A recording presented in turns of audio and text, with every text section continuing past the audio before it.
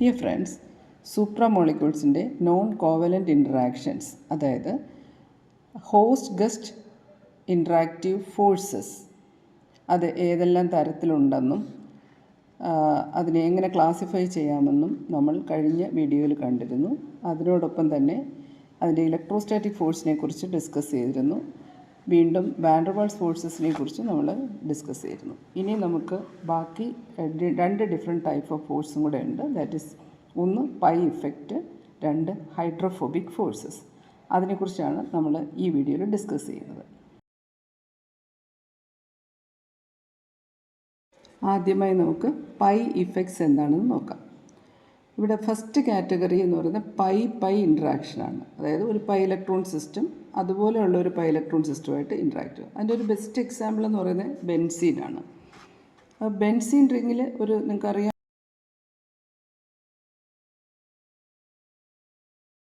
there is a pi electron cloud. There is a delocalized pi electron system in each benzene rings. Benzene is a liquid. ബെൻസിന് എങ്ങനെയാണ് molecular association വരുന്നത്? നിങ്ങൾക്കറിയാം, വാട്ടറിൽ hydrogen bonding കൊണ്ടാണ് water molecules associate ചെയ്ത് water liquid സ്റ്റേറ്റിലിരിക്കുന്നത്. എന്നാൽ H2S അങ്ങനെയല്ല. H2S സിംഗിൾ മോളിക്യൂളാണ്, അതുകൊണ്ട് അത് ഗ്യാസാണ്. എന്നാൽ H2O ലിക്വിഡാണ്. അത് വാട്ടറിൻ്റെ molecular association through hydrogen bonding ആണ്. ഇത് നിങ്ങൾ പഠിച്ചിട്ടുണ്ട്. അപ്പോൾ ബെൻസീൻ ഇതുപോലെ ഒരു ഓർഗാനിക് സോൾവൻ്റായിട്ടും അല്ലെങ്കിൽ ഓർഗാനിക് ലിക്വിഡായിട്ടും ആണ് അറിയപ്പെടുന്നത്. അങ്ങനെയാണെങ്കിൽ ഈ ബെൻസീനിൽ എങ്ങനെയാണ് മോളിക്യൂൾസ് അസോസിയേറ്റ് ചെയ്യുന്നത്? അതാണ് പൈ ഇൻട്രാക്ഷൻ. ഈ പൈ ഇൻട്രാക്ഷൻ എന്ന് പറയുന്നത് പല തരത്തിലുമാണ്.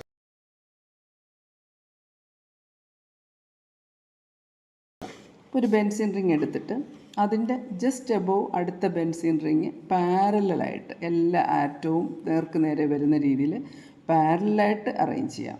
അപ്പോൾ ഇത് കാണുമ്പോൾ നമ്മുടെ ഫെറസീനെ ഓർക്കും അല്ലേ, സാൻഡ്വിച്ച് കോമ്പൗണ്ട്. അപ്പോൾ അവിടെ രണ്ട് ഫെറസീൻ റിങ്ങിൻ്റെ ഇടയ്ക്ക് ഒരു Fe2+ അയോൺ ഉണ്ടായിരുന്നു. അത് Fe2+ അയോണും ഈ രണ്ട് ആനയോണാണ്, സൈക്ലോപെൻറ്റ ഡൈനൈഡ്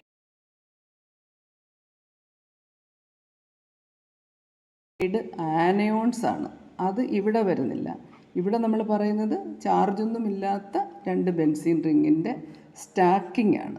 അതായത് വൺ എബോവ് ദി അതർ. എങ്ങനെയാണ് ലൈബ്രറിയിൽ സ്റ്റാക്ക് റൂമൊക്കെ നമ്മൾ കണ്ടിട്ടുണ്ട്, ബുക്കുകൾ അടുക്കി വെച്ചിരിക്കുന്നത്, ജേർണൽസ് അടുക്കി വെച്ചിരിക്കുന്നത് അല്ലേ? അതുപോലെ ഇവിടെ എങ്ങനെയാണ് ബെൻസീൻ മോളിക്യൂൾസ് അടുക്കിയിരിക്കുന്നത്? ആ സ്റ്റാക്കിംഗ് തന്നെ പലതരത്തിൽ ആവാം.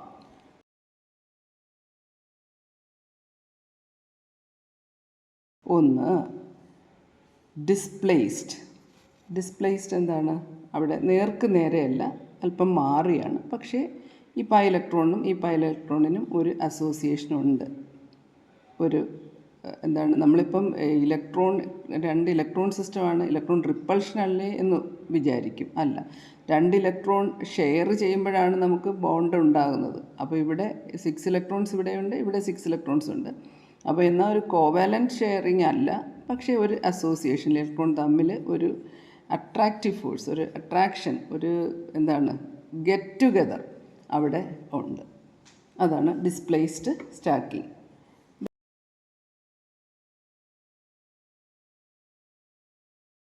പാരലൽ സ്റ്റാക്കിങ്ങിൽ നേരത്തെ പറഞ്ഞ പോലെ one above the other, exactly above the other.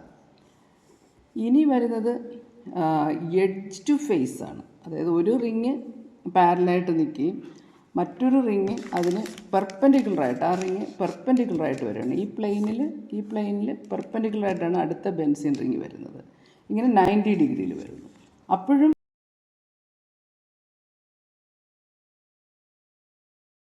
Pi ഇലക്ട്രോൺസിന് interact ചെയ്യാം. അപ്പോൾ തീർച്ചയായിട്ടും ഇതിൽ സ്ട്രോങ്ങസ്റ്റ് ഫോഴ്സ് എന്ന് പറയുന്നത് ഇത് തന്നെയായിരിക്കും. നേരെ വരുമ്പോഴായിരിക്കും മാക്സിമം അട്രാക്ഷൻ വരുന്നത്. ഇവിടെ അത് കുറവായിരിക്കും, ഇവിടെ വീണ്ടും കുറവായിരിക്കും. അപ്പം എന്നാലും ഈ രീതിയിലെല്ലാം മോളിക്യൂൾസ് അസോസിയേറ്റ് ചെയ്തിട്ടാണ്. അപ്പോൾ ബെൻസീൻ എന്ന് പറയുന്ന ലിക്വിഡിനകത്ത് ഈ ഒരു പൈ ഇൻട്രാക്ഷൻ വഴിയാണ് ആ ബെൻസീൻ മോളിക്യൂൾസ് പരസ്പരം അട്രാക്റ്റ് ചെയ്ത് നിൽക്കുന്നതും. അങ്ങനെ ഒരു മോളിക്കുലർ അസോസിയേഷൻ വന്നിട്ടാണ് ബെൻസീൻ ഒരു സോൾവൻ്റായിട്ടിരിക്കുന്നത്. ഓക്കെ, ഇനി നമുക്ക് ഡിസ്കസ് ചെയ്യാനുള്ളത് cation pi ഇൻട്രാക്ഷനാണ്.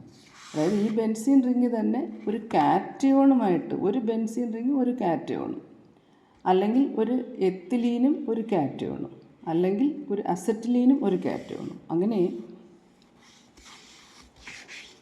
Benzene, acetylene, ethylene ഇങ്ങനെയുള്ള മോളിക്യൂൾസ്, ഇപ്പം ലിത്തിയം അയോൺസ്, സോഡിയം അയോൺസ് ഇങ്ങനെയുള്ള കാറ്റയോണുമായിട്ട്. അപ്പം ഒരെണ്ണം മാത്രം ചാർജ് ഉള്ളത് ഈ കോഞ്ചുഗേറ്റഡ് സിസ്റ്റം അല്ലെങ്കിൽ പൈലക്ട്രോൺ സിസ്റ്റം എന്ന് പറയുന്നത് ചാർജ് ഇല്ലാത്തതാണ്. അതാണ് ഇവിടെ ശ്രദ്ധിക്കേണ്ടത്.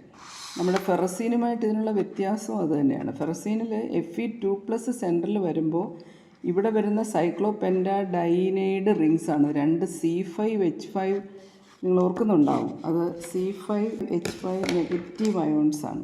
C5H5 മൈനസ് C5H5 അതിൻ്റെ ഇടയ്ക്കാണ് Fe2+ വരുന്നത്. ഇതാണ് സൈക്ലോപെൻറ്റാഡൈനൈഡ് റിങ്സ് ആയിട്ട് വരുന്നത്. അപ്പോൾ അത് നെഗറ്റീവും പോസിറ്റീവ് അയോണാണ്. അത്തരത്തിലുള്ളതല്ല ഇവിടെ പറയുന്നത്. അത് സ്ട്രോങ് ബോണ്ടാണ്.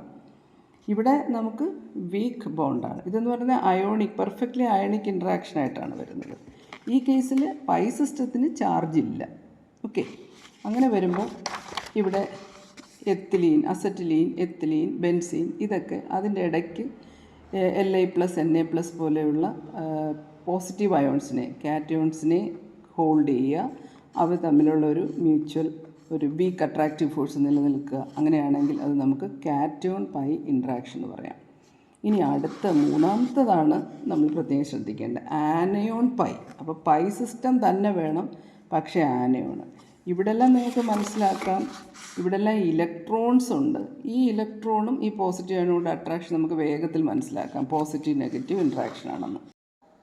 എന്നാൽ ആനയോണും അതായത് നെഗറ്റീവ്ലി ചാർജ്ഡ് അയോണും ഒരു പൈലക്ട്രോൺ സിസ്റ്റം, കോഞ്ചുഗേറ്റഡ് പൈലക്ട്രോൺ സിസ്റ്റം, അത് രണ്ടും നെഗറ്റീവ് അല്ലേ? അപ്പോൾ എങ്ങനെയാണ് ഇവിടെ ഒരു ഇൻട്രാക്ഷൻ വരുന്നതെന്നുള്ളത് സംശയം തോന്നാം. അതിന് ഒരു റീസൺ ഉണ്ട്. അതായത് ബെൻസീൻ റിങ് പൈ സിസ്റ്റമായിട്ട് വരുന്നു. ആ ബെൻസീൻ റിങ്ങിൽ ഒരു ഇലക്ട്രോൺ വിഡ്രോയിങ് ഗ്രൂപ്പ് ഉണ്ടെന്ന് വയ്ക്കുക. അപ്പോൾ ഈ പൈലക്ട്രോൺ സിസ്റ്റത്തിന് എന്ത് സംഭവിക്കും? Nitro group is having -I effect അല്ലേ, മൈനസ് ഇൻഡക്റ്റീവ് ഇഫക്റ്റ്. അപ്പം റിങ്ങിൽ നിന്ന് ഇലക്ട്രോണിനെ നൈട്രജൻ അങ്ങോട്ട് അട്രാക്റ്റ് ചെയ്യുകയാണ്. അതിനനുസരിച്ച് ഇതിൻ്റെ ഓർത്തോ പാരാ പൊസിഷനിൽ പോസിറ്റീവ് ചാർജസ് വരും അല്ലേ. നൈട്രോ ഗ്രൂപ്പിൻ്റെ ഓർത്തോ പാരാ പൊസിഷനിൽ പോസിറ്റീവ് ചാർജ്. അങ്ങനെ ഒന്നിലധികം നൈട്രോ ഗ്രൂപ്പ്സ് ഉണ്ടെങ്കിലോ അവിടെയെല്ലാം ഇതിൻ്റെ ഓർത്തോ പാരാ പൊസിഷനിൽ വരും, ഇതിൻ്റെ ഓർത്തോ പാരാ. അപ്പം മൊത്തത്തിൽ ആ ബെൻസിൻ റിങ്ങിലെ ആ നെഗറ്റീവ് ചാർജ് ക്ലൗഡിൻ്റെ ഇൻറ്റൻസിറ്റി കുറയുകയാണ്, ഡെൻസിറ്റി കുറയുകയാണ്. അതിൻ്റെ അർത്ഥം റിങ്ങിനൊരു പോസിറ്റീവ് ക്യാരക്ടറിലേക്ക് റിങ് മാറും. അപ്പോൾ തീർച്ചയായിട്ടും നെഗറ്റീവ് അയോണിന് ആ പോസിറ്റീവ്, അതായത് ഇലക്ട്രോൺ ഡെഫിഷ്യൻ്റ് ആയിട്ടുള്ള പൈ സിസ്റ്റവുമായിട്ട് കണക്ട് ചെയ്യാൻ പറ്റും. ഇതാണ് ആനയോൺ പൈ സിസ്റ്റം എന്ന് പറയുന്നത്. ഓക്കെ, പൈ ഇൻട്രാക്ഷനിൽ ഒരു ടൈപ്പ് കൂടെ നമുക്ക് പറയാനുണ്ട്, പൈ പോളാർ എന്ന് പറയുമ്പോൾ തന്നെ ഒരു പൈ സിസ്റ്റവും ഒരു ഡൈപോളും കൂടെ വേണം. നമുക്ക് എക്സാമ്പിളായിട്ട് ഡൈപോളിന് H2O തന്നെ എടുക്കാം, വാട്ടറും, ഇത് ബെൻസീനും ആയിക്കോട്ടെ. അങ്ങനെ ഒരു പൈലക്ട്രോൺ സിസ്റ്റവും ഒരു പോളാർ മോളിക്യൂളും കൂടെ എങ്ങനെ അസോസിയേറ്റ് ചെയ്യും? അപ്പം ഇവിടെ നെഗറ്റീവ് ക്ലൗഡാണുള്ളത്, നെഗറ്റീവാണിത്. അതുകൊണ്ട് വാട്ടറിൻ്റെ പോസിറ്റീവ് എൻഡുമായിട്ടായിരിക്കും ഇവിടെ വീക്ക് ഫോഴ്സസ് വരുന്നത്. അപ്പോൾ ഇതൊക്കെയെന്ന് പറയുന്നത്, ഇപ്പോൾ ഇവിടെ ഇതെന്ന് പറയുന്നത് ഹൈഡ്രജൻ ബോണ്ടിങ് ഉള്ള മോളിക്യൂളാണ്. ഇതിനകത്ത് തന്നെ ഹൈഡ്രജൻ ബോണ്ടിങ് ഉണ്ട്, ഇതിനങ്ങനെ ഇല്ല. ഇത് തമ്മിലുള്ള, അപ്പോൾ ഇവിടെ ഹൈഡ്രജൻ ബോണ്ടിങ്ങും അതിൻ്റെ കൂടെ പൈ പോളാർ ഇൻട്രാക്ഷൻ കൂടെ വരും. ഇതെല്ലാം പ്രോട്ടീൻ കെമിസ്ട്രിയിലാണ് ഇതിൻ്റെ ആപ്ലിക്കേഷൻസ് കൂടുതൽ വരുന്നത്. പ്രോട്ടീൻ ചെയിൻസിൻ്റെ ഫോൾഡിങ്ങും അങ്ങനെയൊക്കെയുള്ള ഇതിലാണ് ആ ഫോൾഡിങ് നടക്കുന്നത്. ഹൈഡ്രജൻ ബോണ്ടിങ്ങും അതോടൊപ്പം തന്നെ അവിടെ കോഞ്ചുഗേറ്റഡ് പൈ സിസ്റ്റം ഉണ്ടെങ്കിൽ ആ പൈ ഇലക്ട്രോൺ ക്ലൗഡും ഇതുപോലെ തന്നെ positive charge hydrogen due to, അതായത് പൊളാരിറ്റി OH ബോണ്ട്, NH ബോണ്ടൊക്കെ, പ്രോട്ടീനിനകത്ത് OH ഹൈഡ്രോക്സി ഗ്രൂപ്പ്, അതുപോലെ NH ഗ്രൂപ്പിംഗ്, അല്ലെങ്കിൽ CONH പെപ്റ്റൈഡ് ലിങ്കേജ്, ഇതൊക്കെയുണ്ട്. അപ്പോൾ അവിടെയൊക്കെ ഒരു പൊളാരിറ്റി വരും. അങ്ങനെ ആ പോസിറ്റീവ് എൻഡിലേക്ക് പ്രോട്ടീൻ ചെയിൻ്റെ ഇതുപോലെയുള്ള അരോമാറ്റിക് റിംഗ് സിസ്റ്റംസ് അല്ലെങ്കിൽ പൈലക്ട്രോൺ സിസ്റ്റംസ് ഇങ്ങനെ ഫോൾഡ് ചെയ്ത് വരുമ്പോൾ ഇതൊക്കെ ശരിക്കും നമ്മൾ ആ കോപ്പറേറ്റിവിറ്റി ഇഫക്റ്റ്, അതായത് പിന്നെ അയൺ, ഹീമോഗ്ലോബിനിലും മയോഗ്ലോബിനിലും ഒക്കെ അയൺ ബൈൻഡ് ചെയ്യുമ്പം ഇങ്ങനെ കുറേ ഫോൾഡിങ്സിൻ്റെ കാര്യമൊക്കെ അവിടെ പറയുന്നുണ്ട്. അപ്പോൾ ഇങ്ങനെ ഇതെല്ലാം പ്രോട്ടീൻ ചെയിൻസ് തമ്മിൽ ഇങ്ങനെ ഫോൾഡ് ചെയ്ത് കിടക്കുന്ന, കോയിൽ ചെയ്ത് കിടക്കുന്ന, ഗ്ലോബുലാർ പ്രോട്ടീൻസ് എന്നൊക്കെ പറയും. അതൊക്കെ അങ്ങനെ ഫോൾഡ് ചെയ്ത് കിടക്കാനുള്ള കാരണം ഇത് ഇങ്ങനെ വീക്ക് അസോസിയേഷൻസ് ഇൻ ബിറ്റ്വീൻ വരുന്നത് കൊണ്ടാണ്.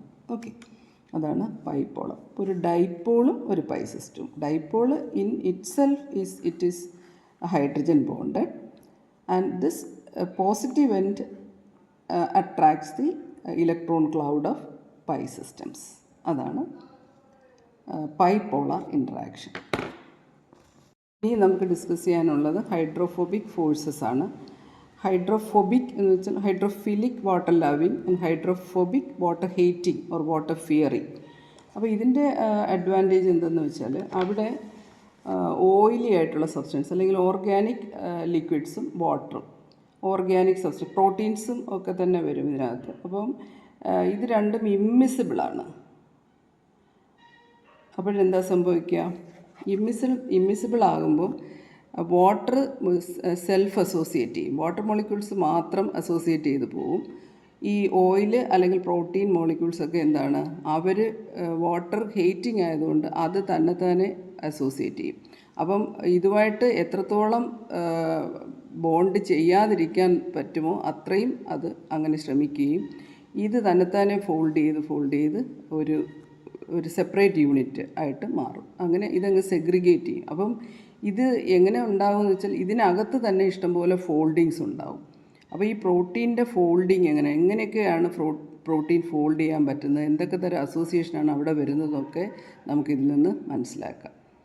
അപ്പം ഇത്തരത്തിലാണ് ഈ ഹൈഡ്രോഫോബിക് ഫോഴ്സസ്. അപ്പോൾ ഇവിടെ ഒരു സൂപ്രാമോളിക്കുലാർ ഫോർമേഷനാണ്, ഇവിടെയും സൂപ്രാമോളിക്കുലർ. ഇതെന്ന് പറയുന്നത് ഇതിനെ തമ്മിൽ വേർതിരിക്കാനും അതുപോലെ തന്നെ ഇതിനകത്തുള്ള അസോസിയേഷൻ എങ്ങനെയാണെന്ന് കൂടുതൽ ഡീറ്റെയിൽഡ് ആയിട്ട് നമുക്ക് മനസ്സിലാക്കാനുമാണ് ഈ ഒരു ഹൈഡ്രോഫോബിക് ഫോഴ്സസ് ഹെൽപ്പ് ചെയ്യുന്നത്. ഓക്കെ, ഈ ഹൈഡ്രോഫോബിക് ഇൻട്രാക്ഷൻ്റെ മാഗ്നിറ്റ്യൂഡ് 3 കാര്യങ്ങളെ ആശ്രയിക്കും. ഒന്ന് ടെമ്പറേച്ചർ. ഇപ്പോൾ ഹൈഡ്രോഫോബിക് ഇൻട്രാക്ഷൻ എന്ന് പറയുന്നത് ഓർഗാനിക് ലെയറും വാട്ടർ ലെയറും കൂടെ വേർതിരിയാനുള്ളതാണ്. ഹൈഡ്രോഫോബിക് ഇൻട്രാക്ഷൻ എന്നാണ് നമ്മൾ പറഞ്ഞത്. സെപ്പറേറ്റ് ചെയ്യാനുള്ള ഒരു ഫോഴ്സാണ് അവിടെ. അപ്പോൾ ഇവിടെ എന്തുകൊണ്ടത് സൂപ്രാമോളിക്കുലർ എന്ന് പറയുന്നത്, ഇവിടെ ഇതിനകത്ത് മോളിക്കുലർ അസോസിയേഷൻ കൂടി വരികയാണ്. അതായത് അതിൻ്റെ നോർമൽ വാലൻസിക്ക് അപ്പുറത്തേക്ക് ഈ ഓർഗാനിക് മൊയറ്റിയിൽ ഒരു അഡീഷണൽ ഇൻട്രാക്റ്റീവ് ഫോഴ്സ് വരുന്നു. വാട്ടറിൽ സാധാരണ വാട്ടർ ഇരിക്കുന്നതിനേക്കാളും കൂടുതൽ ഹൈഡ്രജൻ ബോണ്ടിങ് വാട്ടറിനകത്ത് വരുന്നു. എക്സസീവ് ഹൈഡ്രജൻ ബോണ്ടിങ് വാട്ടറിൽ വരുന്നു. ഈ ഓർഗാനിക് സബ്സ്റ്റൻസിൻ്റെ ഒരു ഹൈഡ്രോഫോബിക് നേച്ചറും ഉണ്ട്, റിപ്പലിംഗ് നേച്ചറും ഉണ്ട്.